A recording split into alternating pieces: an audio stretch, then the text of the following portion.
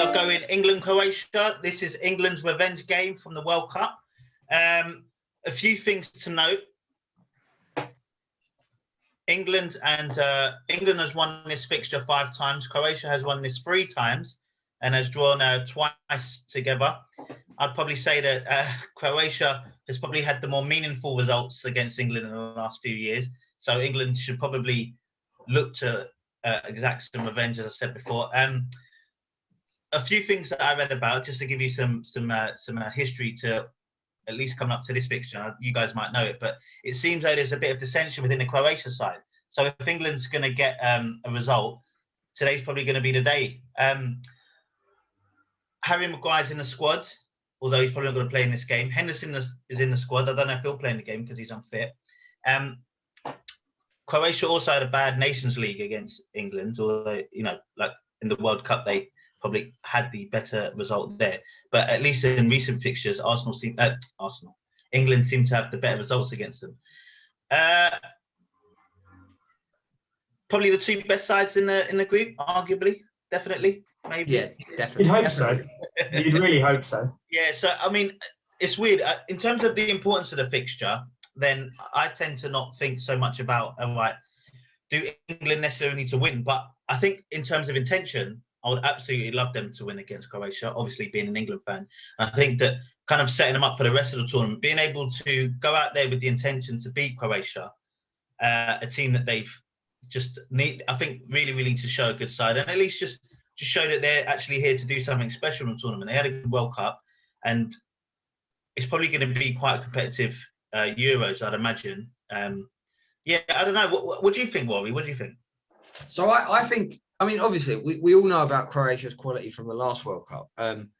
There's quite a few players that are still around. Vasalko will play right back, the old Atletico Madrid right back. Brozovic remains in midfield. Rebic and Perisic will play either side of the striker. Luka Modric and Kovacic are who they are. In fact, Kovacic wasn't actually a starter in the last World Cup, was he? I can't remember who played in there, but I remember him coming off the bench a couple of times. I don't even know if he'll start in this. I think Nikola Vlasic could get a start in that midfield. I think. I could see that. Domagoj Vida, the tall blonde centre half, who he'll still be there. He's 32 now. There's a new centre half that's coming to play alongside him, Duja Kaletakar, who has pulled up some trees with Marseille the last few years. I know Marseille are every bit of they're just basically exactly what you expect of Marseille. They can beat anyone in the world on their day within reason, but they're always shrouded in controversy. Old AVB got sacked from them this season after not winning a game for 10 games, and then as soon as they sacked him, they went on a 6-game winning streak. Just usual stuff for the French Riviera. But he's an excellent player. I think the worst thing we could do is underestimate Croatia. Do you think England will do that though? I don't think we will. Why would they? And unless they've literally Googled them like I have done and seen some headlines where they're talking about lack of chemistry and the young players need to realise it takes time to become part of the squad and all the kind of media stuff that probably actually amounts to nothing. They've been hammered the last couple of times by Croatia in recent years in big games. If they take them lightly, they might as well just give up because there's absolutely no way they should be doing it. They've got no right to. I just think we do have this kind of this air of superiority, especially against Balkan nations. We always seem to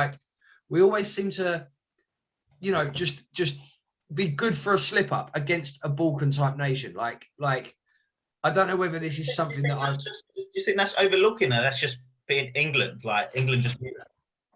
I think we just do that. We just do. I mean, look, let's get it straight. This is not the same Croatia team from 3 years ago. This is the same Croatia team that's 3 years older. It's a Croatia team that doesn't have Mandzukic to play up to. It's a Croatia team that's still relying on some, mid 30-year-old players. And yes, they're going to keep the ball better than us. Yes, they're going to play it around. Rebic and Perisic are excellent players, and they will create chances. But let's be honest. You put these two teams next to each other on paper. England should be winning this game. Will they take them lightly? No, I'd be shocked if they did because of what happened in the World Cup. When you look at where England are strong, do you not think that I don't know if you would agree, Danny, but for me, England's weakest position is in the middle of the park, especially now we don't know whether Henderson's fit. Croatia's midfield three is going to be Brozovic, Kovacic, and Luka Modric. Like, I mean, that is scary. I'll give you worrying. that. But the difference is that back line is gettable. So if you can, I mean, the one thing England do well is play on the break. One thing Southgate does quite well is play on the break. It reminds me of Ollie. We've talked about it before. Very similar to how Man United play. That is what they do quite well. This is how, we're not going to have more possession than them in this game. They are going to have possession. They're going to control midfield. Modric is going to be on the ball most of the game, and they are going to use Perisic and Rebic on the wings. But if we've got with pace, whether it's Sancho or Rashford or Grealish or whoever it is, getting in behind, getting beyond their midfield, if we can get in against that back four, I'd back us every time to get a couple of goals. And Harry Kane, I know he's not played, so he's sort of off everyone's radar, but he's just come off an unbelievable season. He was top goal scorer in the European Championship qualifiers. By the way, top assists in the European Championships as well, not just the Premiership. So this man is not messing around. I'm hopeful. Obviously, I'm really hopeful. I think it'll be a tough game, but England should have enough to get past this Croatia team. The key is Grealish, not just for this game, but for the tournament in general. Is he even going to start Grealish? Well, yeah, he's got to. He has to. If he doesn't, then I think he's making a grave error. Unless he's thinking, all right, let's go with our, like a team that has maybe played together a bit more solid, and bring Grealish off the bench for some impact. I would hate if he did that. I think Grealish could be our best player for the tournament. 100. I think he could, and he's also because he doesn't play in Europe. He might not be as well known as as the likes of Harry Kane that they see him. I love Phil Foden. Everyone's talking about Phil Foden. Don't forget Foden just because him and Mount haven't been playing because of the Champions League, but those two should really be right up there in our starting lineup if they could. But I just don't think he starts Grealish. I genuinely don't think. I'm unsure. I'm unsure if he will, but I'm again, like Danny's hopeful. I'm hopeful that he will, and I think that against a team like this, against the best sides in the world, we're going to need someone with that creativity, that injection of ability, and he could absolutely announce himself with this game here. So. Yeah, if he's given a chance, I love Jack Grealish. I think he's our most technically gifted player. I don't know, it's a big statement now because we have. No, I'm with you. I'm with you. I think it's right. But would it surprise you if Southgate went for the pace of Rashford or the reliability in his mind of Sterling?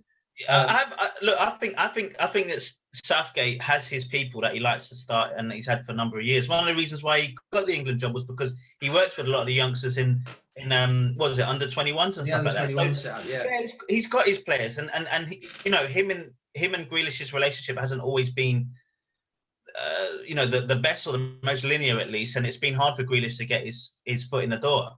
Now that he's seen him play, you'd like to think, well, I can't really say no to him anymore because when he plays, he produces. Part of me thinks it might be, and I don't want this to turn into a bash Gareth Southgate session, but England tend to be the type of they like players that have come up through the age groups. So that's why they were picking Mason Mount when he was at Derby still. Because he came up through every age group, whereas players like Grealish and Declan Rice maybe have had to earn it a little bit better. Because Mason Mount is probably world class now. I mean, Mason Mount just dominated the Champions League final. They saw something in it. Mason Mount's a very, very, very good player, but did he deserve to be starting England games 18 months or 2.5 years ago when he was at Derby? Probably not. But he came up through the age group. Yeah, not to detract too much from this game, but I actually think that recipe has proven successful for Gareth Southgate to a degree. It was, looking back on it, it could have gone bad, it could have gone good, and I think it's gone pretty well. So, Yeah. I really want him to start Grealish. I think Grealish deserves to start. I think, and it would just be a shame if he goes with someone who he sees as more tried and tested. Yeah. Well, and he's brought some players, like I said, that haven't played as much recently because of injuries. So if he's playing like Henderson and folks like that, it's only because his intention is that they're more reliable. This is probably the first game out. Maybe we just need to see how it goes, and maybe he thinks he can nick results in the next two games against Scotland and Czech Republic, more likely. And he could be conservative and think getting a draw in this game could be the result. Again, that worries me. That really worries me about Southgate. Is that I think he could easily try and play for a draw, and that does worry me because that's basically what was happening. If you think back to that semi-final, we were dominating. We went 1-0 up. And we should have absolutely owned that game. And we didn't. He sat back, he got nervous, didn't make the right decisions. I do worry, I really do. But I don't know, give him the benefit of the doubt. He needs to sort his dress sense out, because what is he wearing at the moment is ridiculous. Someone needs to help him out. But get a waistcoat back. Get a waistcoat on and just do what you need to do. But do not wear a weird polo with oversized suit and terrible shoes. Who do you think's going to start in goal? Pickford, yeah. It's what I mean about Southgate. He goes with the trainers all the time, but it will be. No, it's not good. If you put Pickford, Stones, and Tyrone Mings as your basically, fulcrum of a three, imagine now put that in any other team, you'd be nervous, right? You'd look at that and you go, "There's a defence I can attack," and then you look at the backup and you go, "Well, Ben White." I mean, I like Ben White. I really do think he's a great player, but he's young and he's inexperienced. You look at that every single team that's going to play us, that's going to play England, is going to say, there's a weakness in the heart of that defence, and I'm going to go right at it. And any player that is of the Grealish, type of any of the other teams that fancies a run at that centre back, one of those centre backs is going to have a lot of. Don't you think it's so funny how we spent probably the first 20, 25 years of our lives from being able to rely on England to have great centre backs, great full backs, great central midfielders, but lacking a little bit of creativity and flair up top. And now, in our 30s, it's gone completely the other way. Like we worry about the centre backs and the centre mids, but we have players like Sancho, Foden, Grealish, Harry Kane up top. It's brilliant. Imagine, 15, 20 years ago in that England team, and suddenly we had a player like James Maddison. We were crying out for a number 10. We were crying out for some creativity. It'd been the first man on the team sheet, and now he doesn't even get a look in because we've got so many of those kind of players. Yeah, true. I hope that England win this game. I hope that Gareth Southgate goes out with the intention. So, saying that, I'm going to go for England to win 2-0. Cool. That's bold. Say what? Go on, Danny. Go next. I said it. I really want England to win this, and I just put don't that have good any energy faith. out there, Dan. Come on, put that good energy. No draws here. Come on. I just don't have any faith in them. But you know what? I'm going to do it. Come on, man. 2-1. Unconvincing win. I'm going to me right now. I'm going for a 1-1 draw, unfortunately. For goodness sake, Rory, man! I just can't.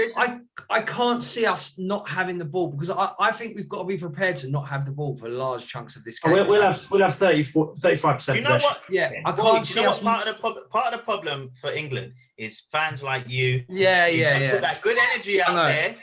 Put that good energy, put that good juju, and believe in your team. None of this down again, right? No, honestly, I just can't see us in this weather not having the ball for maybe it'll be 55, 65. Oh my goodness, it's hot. What an Englishman saying in this weather. No, running around without the ball in this weather. To be fair, the weather is supposed to be, really hot. What, 28 degrees? 28 degrees. If it's that hot at Wembley, we're going to struggle. Yeah, Luka Modric passing off the pitch. They got a few brown boys like me who are used to the sun, all right? It's not all white. They're going to be able to deal with that sun.